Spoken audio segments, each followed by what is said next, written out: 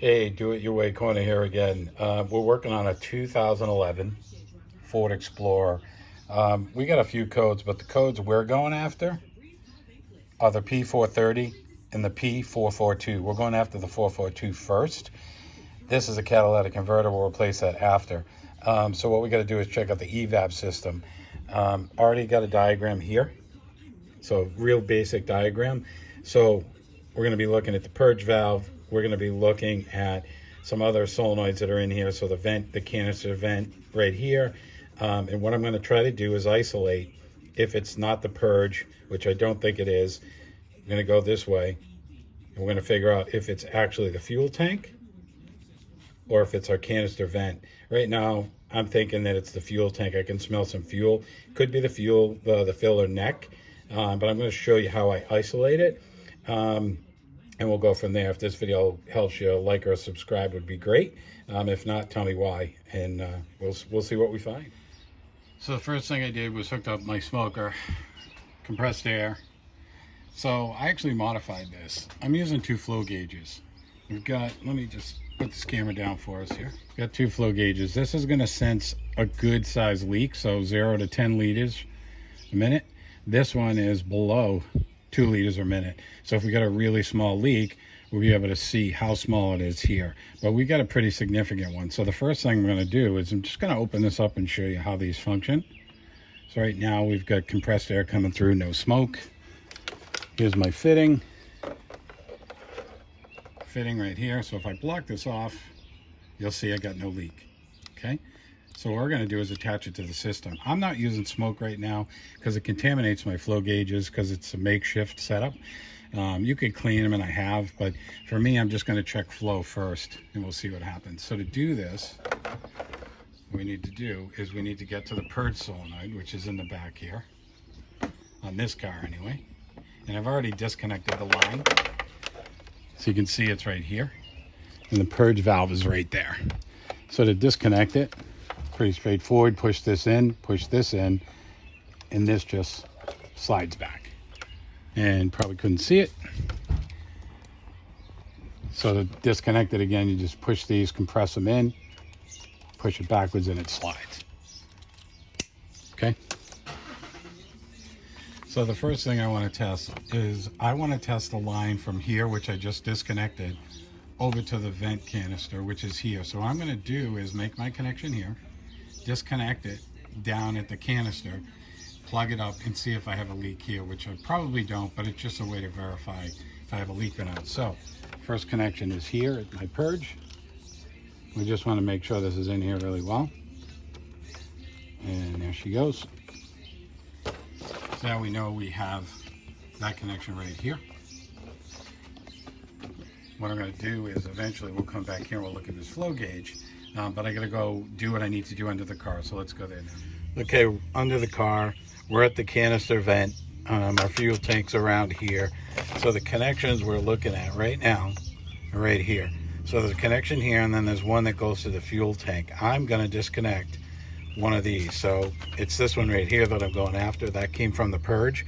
So the same thing, we're going to push these tabs in. I didn't bring a screwdriver with me, so let's see what happens. Let's see if I can do this.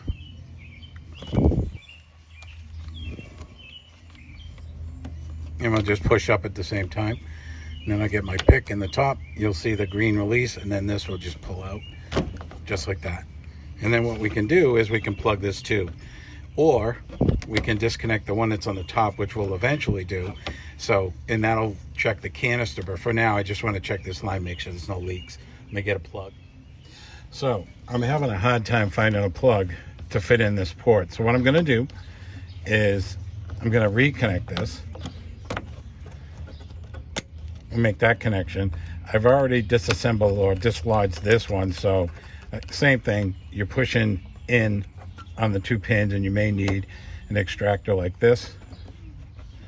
So what I'm going to do is I'm actually going to disconnect this line right here. So what I can tell you is this line here, again, which is this line coming into the canister vent, that connection is right there. The other connection, which it's, you know, it's not super clear, but this one goes off to the gas tank. That's this one that I have disconnected right now. So the port that was connected to is just right here. I actually took a hose, brought it out here and capped it off. So what I've done is I've isolated the gas tank. It's not in the situation anymore. We're just testing this line here into the vent, and then I sealed off this instead of using a scan tool. For those of you who don't have a scan tool, I just removed this plug, which was in this hose right there, and I just plugged it up. And so what I'm going to do is pressurize it here, and if it holds, then we know the leak is at the gas tank, and unfortunately we have to drop the tank. So I'm going to jump to the front of the car and we'll take a look. I come back to my flow gauge and we open it. Yeah. So right now we've got flow. Once it fills the system, if there's a leak, or not a leak, I should say, so we don't have a leak. So that's bad news for us. That means we're going to drop the gas tank. So that's where we're going to go next. So you guys are probably wondering, hey, why don't you just smoke it and find where the leak is? Well, I tried that, and the smoke is so subtle that it's really difficult to narrow it down. So what I did notice when I smoked it is if you look in here, I'm on the passenger side, you look inside, this is where the top of the tank is. This is where my seal is for the fuel sending unit, for the pump, you know, all those things. And this is where I noticed some smoke coming from. The filler neck is right, it's really tough to see, but the filler neck is right there. I didn't see any smoke coming from that. So what I'm going to do is try and drop the tank. It's not going to be fun, but I got to do it. And then try to pressurize the tank and see if I have a leak in the seals. But if it holds, then maybe it's the filler neck. And at that point, I have it out. So we'll see what we can find. But yeah, that's what's next. So before we start, you know, dropping the tank, removing fuel lines, we got to depressurize the system. So first thing I did was disconnected or removed my fuel pump fuse. So that's going to disable the fuse pump. The fuel pump. And then hopped in the vehicle, turned it over a couple times until, you know, I felt like it was depressurized. From there, because I don't have a lift, you got to get this thing up pretty high in the air. So you can see I'm using some blocks because I'm going to have to drop the exhaust system, which I'm going to show you in a bit, and then somehow get the tank out. I'll show you how I'm going to do that. So guys, I thought I hit the camera, didn't. So I've already disconnected my purge valve port to the canister, which goes right there. Disconnected the one that comes or goes to the tank. Disconnected my vent, it vents to air, and there's tubing that I removed. To remove this connection, I think you can see this, you just got to push down on this tab and then it releases. I've already removed the fuel line connection. I didn't need anything special, I don't think, so far.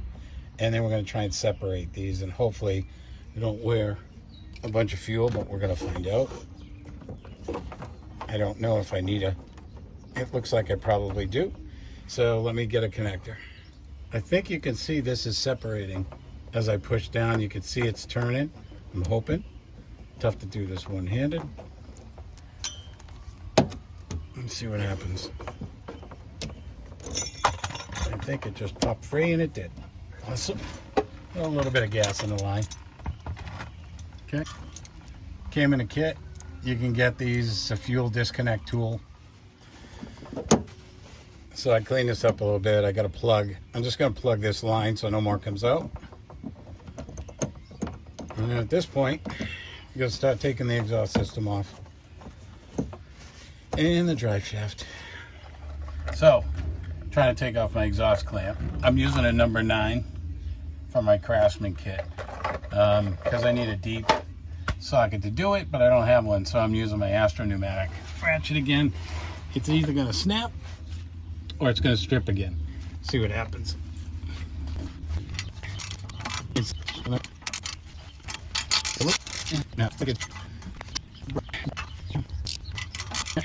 So we're going to try it with a Dremel. We're going to try and cut this.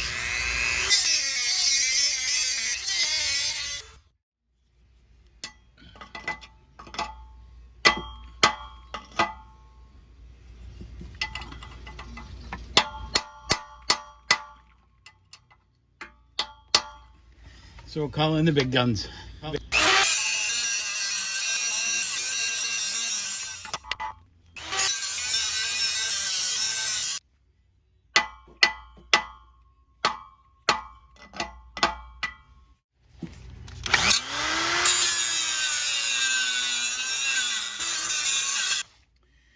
Alright, so I ended up cutting a slice in the bracket that's right here, because this is like cooked.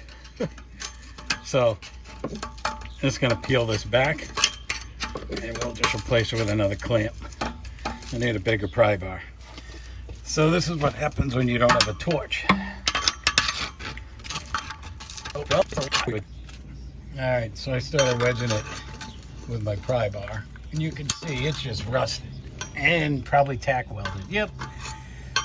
Nice little tack weld on the bottom, or rivet.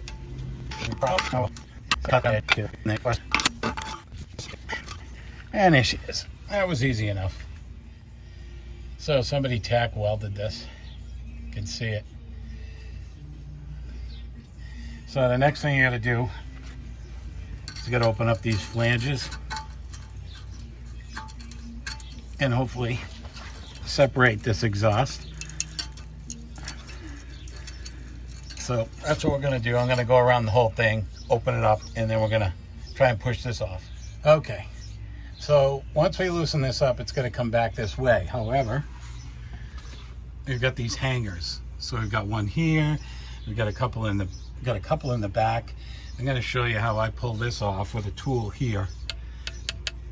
But also, I'm using this fuel tank support to hold the exhaust system, because it's just me, and this is kind of a two-man job. All right, let's see how well this works. Oh, these tools are so awesome. So I don't know if this is going to drop, but that's why I got the jack here. And then once this comes off, just like that. Yeah. And it's supported right now. So I'm going to do the rest in the back. And then all right, so I was able to open that up using some PB Blaster. It can now twist. So what I have to do is support this thing. So right now, I've got my jack with a plate back there. I got my fuel tank stand, and then I just have to release one of the hangers back there. So that's what I'm going to do next. See if we can get this done.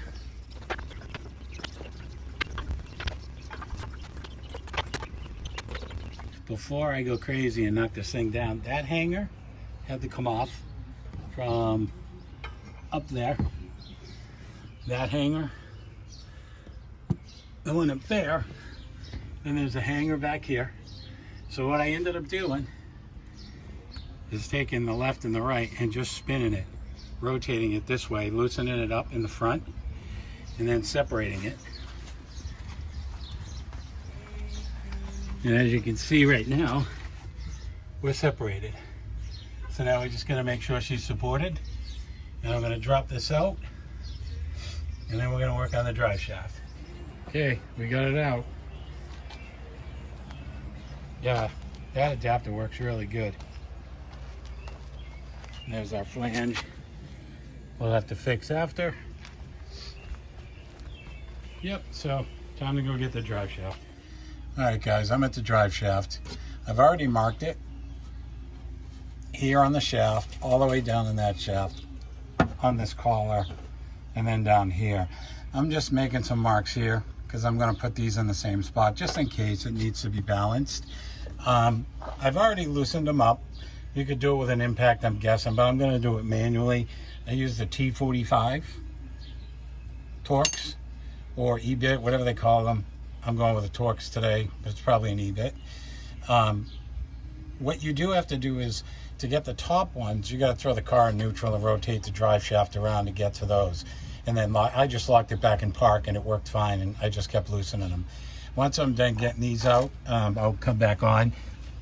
And then what we're going to have to do is, where the center bearing is, carrier bearing, we got to remove those two bolts. We'll see how those go, and then we're going to drop this a little bit. And what I'm going to do is hang it off to the side over there somewhere so we can drop the tank. So I got the screws all loosened up. I left 2 in just in case. So now what I got to do is separate this from this. So I just got to punch, and you'll see I've already made, there's a dirty mark here. So what I'm going to do is I'm going to rotate the drive shaft. I got it back in neutral again. See if I can turn it again without a wrench. Let's see if we can separate this. Yeah, you can see it's already kind of separated. So we got to do the same thing on this side. And then we're just going to slap this in there and hopefully. There we go. Okay. So now this is going to pop out. And at this point, I'm going to loosen up the carrier bearing. Okay, to remove the carrier, it's a 13 millimeter. I don't know how heavy this is going to be. So now that I get the carrier separated, I'm going to see if we can just pry this out. Using a pry bar carefully. And see if we can just get this wedged out. Like that. There we go. Cool. So separate it from here. And right now I have it supported with my fuel tank.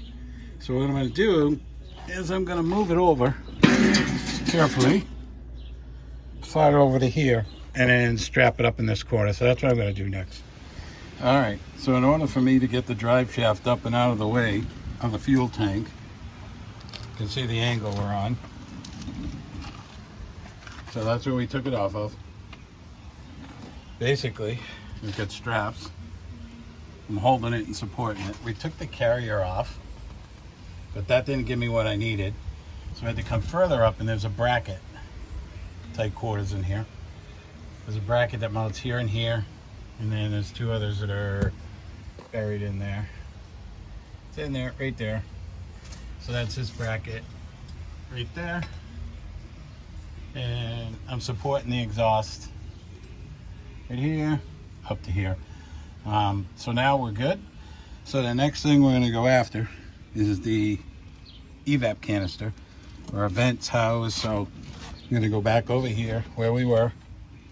I'm going to start disassembling here. So it looks like I have 4 screws. One's over here, one's buried in there, and then there's 2, one there, and then another one over there. So we'll go grab those and see what happens.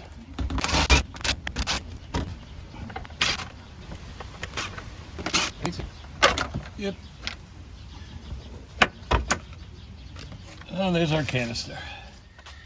All right, so just to confirm that the canister vent is actually not leaking, got my flow meters hooked up, my smoker hooked up. Here's my port to input. So again, the flow, that would have been from the purge valve to our canister vent. This connection here is that connection right there. This connection right here is this connection right here. And then this that's going to the environment is that one right there. So if we open this up, you'll see we've got flow, which means we have a leak. So now we block off our port. You can see it slowly filling the canister. And this will eventually go to 0. So we're good. We got no leak. All right, so before I drop the tank, I got to loosen up the screw that's on the filler neck. This is really tough to get to. I'm using a flat blade. I'm going to loosen it as much as I can. I may have to drop the tank before I start trying to remove it. So that's loose for now. There's one other thing I had to get. So the next thing is the vapor tube that goes to the filler tube. So you got to push these tabs in. Kind of tough to see, kind of tough to do. You got to push them in from the right side over here.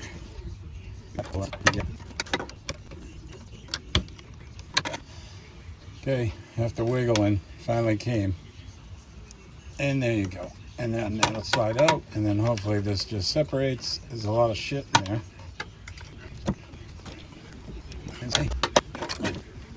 There she goes. All right. So you can see it's separated. Not much room up there. There you go. So the next thing I'm going to do, I'm on the passenger side in the wheel well, and you're going to notice there's my fuel tank strap bolt. It's in the top there, right there. It's a 13 mil. I'm not going to film this. It's impossible for me to film this, but I'm going to loosen that up, and I'm going to put my my jack underneath the car, underneath the fuel tank, so that it supports it. On the driver's side, it's the same thing. Really tough to get to. I'm going to end up using a gear wrench. I'm using my Astro-Pneumatic low profile to break it, because other than that I have to come from the bottom with a swivel socket, but I'll break it on the other side, and then once I get those two, we'll go to the front straps. So I got the tank lifted right now. I got the two strap bolts in the back pulled out. I'm going to try and get the filler neck hose off of the gas tank right now. I've already loosened the clamp. I don't know how well you're going to be able to see this, but let's see if we can do this while it's here. Well, I think we're going to have to drop it some more because there isn't much room. And then there's another hose in the back right here. Tough to see, but I'm touching it. That's the vapor hose. So this is going to disconnect from the plastic piece if I pull on it. But I'm not going to pull because I don't want to break anything on the top of the tank. So let me get repositioned again.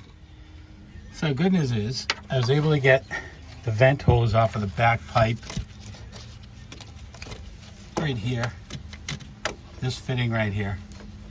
Yeah, no, this isn't focusing good at all. Yeah, it's back there. Hopefully you can see it. The hose is right here. Let's see if I can get the hose. Yeah, there's the hose. And then it connects right up to this piece, this plastic piece. Right there. Okay, so I'm going to drop the front straps. I've got a wiring harness up at the top up here. It's kind of tough to see, but it's up there. I got to get that off the frame rail and then disconnect that too, and then get the filler hose disconnected if I can. All right, I loosened up the screw on the clamp, and sorry I couldn't get the camera on quick enough, but this disconnected. So that's good for now. I'm going to push this out of the way. The only thing we got is there's a wire harness up top. So you gotta be careful with that wire harness. So you can access the harness up by the transaxle in the back and the rear diff. So what you have to do is lower the tank down just enough. So now you can see here's our vapor tube. That goes back to the fuel neck. Actually, this is the fuel neck. This is the vapor that goes back to the canister. And then you have a wire harness here. There's not a lot of slack, so what you're gonna do is disconnect it from these mounts. And then what that does is it gives you a little bit more play to bring this down. And then we're going to detach from the top of the fuel pump, or I think this is the fuel pump. I think the sending unit's on the other side. But that's what we're going to do. We're going to drop this down, get in there, and see if I can get a video of that connected for you. So as you can see, we get just enough clearance. Drive shaft is out of the way. We'll have to navigate the drive shaft. However, we're able to drop the tank down after loosening up the straps on the harness. Sorry, this is not easy to get to. So tight quarters. You can see, here's the harness. Goes up, goes up, goes up. That's it right there. I disconnected it from the back wall up in the top. And now what I'll do is just unplug. And I'm sure there's some tabs right in there we'll push in, and that'll come out. And then the tank will be out. And then we'll go and we'll try and find out where our leak is. Pretty rusty under here. Let's see what happens. Okay, so she's out. This is the harness we were trying to get to. You can see it's got these little retainers all the way through. We just get rid of them all. I threw a rubber glove over the filler so we don't have any gas, but we're going to start leak testing next, because these are pretty rusty. So we'll see what happens. And for any of you who are interested, I'm going to shoot a quick video on this stuff after. This adapter that I used to hook up to my jack. I needed exactly 24 inches of clearance, 2 feet, to get mine out. A little bit of navigation across the drive shaft, but worked for me. So let's see where our leak is.